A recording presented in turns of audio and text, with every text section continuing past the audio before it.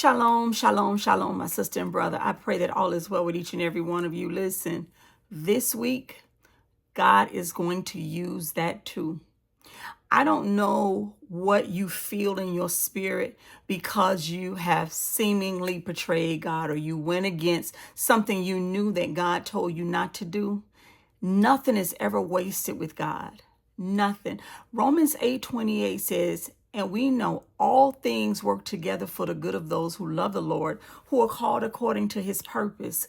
God will use even your mistakes, your mess ups. God can use it all. It's like a cake. You know, if a baker is good at what they do, and this is what they do in business, right? They can use all kinds of ingredients. Maybe they're missing vanilla, and maybe they'll go get vanilla bean and scrape it, kind of grate it down and use in the cake. Nothing ever is wasted with God, because let me tell you, my sister and brother, that mistake you made, God can use that to bless you in ministry, meaning bless you to be an encouragement to somebody else, because somebody else will see how you overcame, how you went through certain things, and God can use that. Right now, so many people are dealing with condemnation in their spirits because the enemy keeps replaying your mistake over and over and over again to you. God doesn't work that way. If you confess it, if you bring it to him, and not only are you sorry for the sin, but you repent of the sin, God will forgive you and wipe your slate clean. There is nothing. And hear me from my heart, from experience. There is nothing that you will do that God won't forgive you for if you ask him and you confess it. And there's nothing he won't use. Let me give you an example. Some of you keep replaying those moments in your life. I don't replay my prison sentence. I replay it in the sense of not allowing it to condemn me, but I use it. I allow God to use it for his glory. And so for me, God has allowed that to happen in my life as a testimony. The struggles I go through day to day, God has allowed that to happen in my life because he allows that to be used for his glory.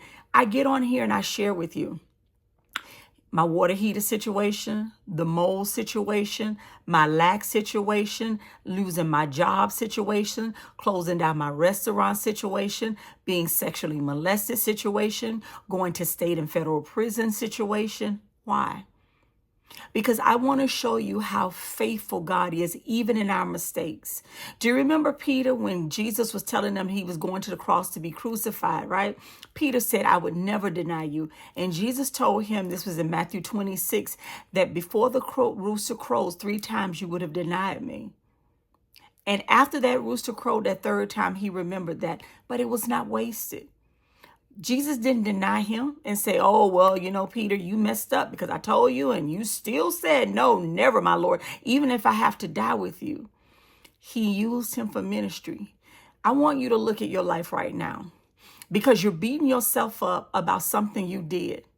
We all make mistakes, but will you put that mistake in the hand of God and allow him to use it?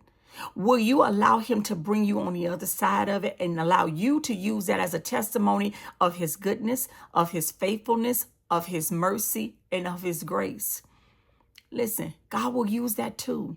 He used my prison sentence. I tell you all the time, by the world standards and by the law, I am a convicted theft felon, right? And so the world will not give me a job. But the Bible says God uses the foolish things of the world to confound the wise. God gives us chance after chance after chance. I am a living testimony that God don't just give a 1 chance, 2 chance, 3 chance. Listen, I've had many times that I failed God and I knew better. I've had many times that I got into idolatry with a married man and I knew better because even before doing it, my heart was convicting me. Even idolatry, knowing that God is God alone and he is my only source. But I allowed the enemy to get in my mind and my heart with pride, thinking, well, I can do this. I know how to make this happen. I know how to take care of myself. And it caused me to go down a bad path. But God didn't throw me away, just like God is not going to throw you away. So don't let the enemy get in your head with that, because God will use that too if you'll give it to him. I brought it to God. I confessed my mess ups to God. And you know what? Today, God has restored me. God has blessed me. Do I still have financial struggles?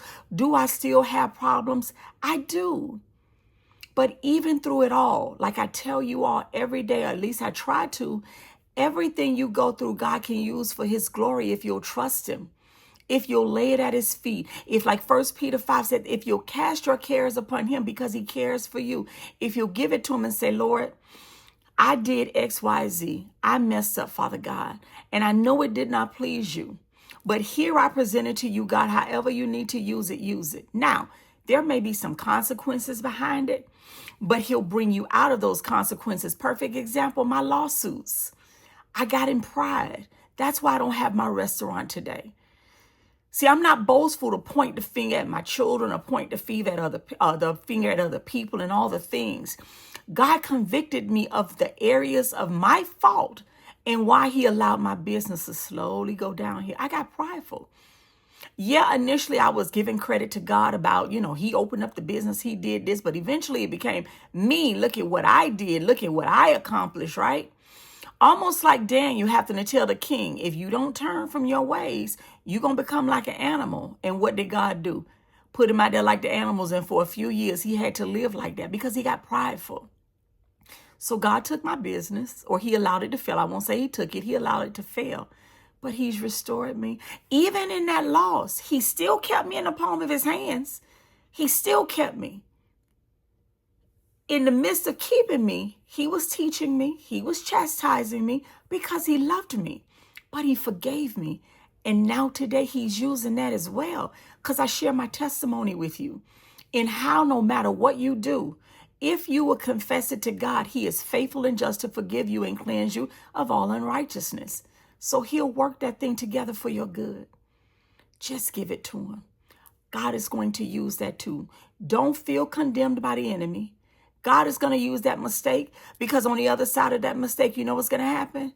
God will give you a testimony of his goodness, of his mercy, of his grace, which is his undeserved favor.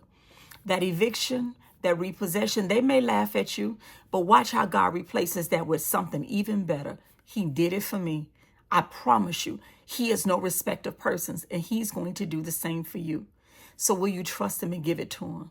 Father, I come before you today. I just want to bless you, God. I want to thank you for the opportunity that you have given me to share my testimony of your goodness, God, your grace and your mercy. I thank you for your faithfulness, God. I thank you that even when we are faithless, you are still faithful. I thank you, Jesus, for going to Calvary. I thank you that even in the Garden of Gethsemane, when you cried out to the Father 3 times that he would take the bitter cup from you, you still went forth, that we could have life and life more abundantly. I want to thank you, Jesus. Father, I want to thank you for the gift of the Holy Spirit, which is our helper, which is our comforter, which is our wisdom, our discernment, and our guide. I pray that we would take that gift, love that gift, cherish that gift, and walk with that gift. I pray right now, Father, that you will forgive each and every one of us our sins and our trespasses. I thank you for your kindness, God. I just thank you for kindness. I pray that you would heal us, oh God, for the crown of our head to the soles of our feet. And I want to thank you for even using our mistakes, Father. Even when we deny you, even when we go after the things of this world, trying to take care of ourselves, getting in pride, not trusting you, not waiting on your timing. For your ways are not our ways and your thoughts are not our thoughts. But I want to thank you, God, for still loving us and still being faithful to us. Thank you for your unconditional love.